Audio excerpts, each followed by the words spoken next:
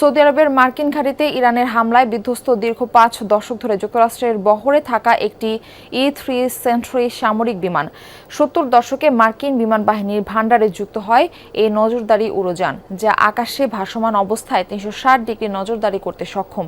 উড়োযানটির দেয়া শত্রুর অবস্থান এবং সম্ভাব্য হুমকি সংক্রান্ত তথ্য ব্যবহার করে টার্গেট নির্ধারণ করে থাকে মার্কিন বাহিনী। নির্মাণ কাজেও আমি বেছে নেই CSRM TMT 500W, committed for better still.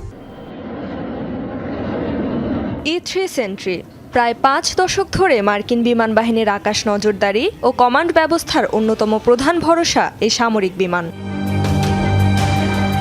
গেল শুক্রবার সৌদি আরবের একটি মার্কিন ঘাঁটিতে ইরানের হামলায় ভূপাতিত হয় যুক্তরাষ্ট্রের ভান্ডারে থাকা একটি E-3 সেন্ট্রি বিমান। এরপর থেকেই আলোচনায় উড়োযানটি। ১৯৭০-এর দশকে মার্কিন বিমান বাহিনী এবং ন্যাটো ফোর্সের জন্য বিশেষভাবে ডিজাইন করা হয়েছিল E-3 সেন্ট্রি। যুদ্ধক্ষেত্রের তথ্য সংগ্রহ, শত্রুর অবস্থান শনাক্তকরণ এবং বিমান পরিচালনার জন্য ব্যবহৃত হয় এটি। উড়োযানটির উপরের দিকে বড় রাডার ডোম থাকায় ৩৬০ ডিগ্রি নজরদারিতে সক্ষম এটি।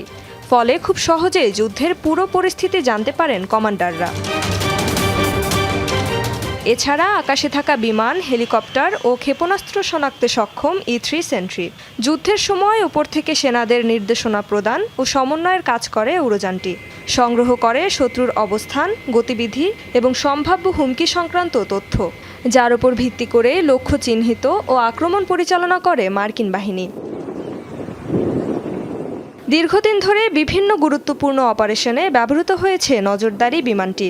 ইরাকের বিরুদ্ধে অপারেশন ডেজার্ট স্টর্ম, ২০০১ সালে আফগানিস্তানে অভিযান, ২০০৩ সালে ইরাক যুদ্ধসহ বিভিন্ন অভিযানে অংশ নেয় এই উড়োযান।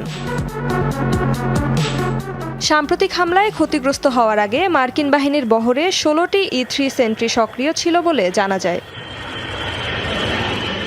রেজবানা সাইমা, যমুনা নিউজ।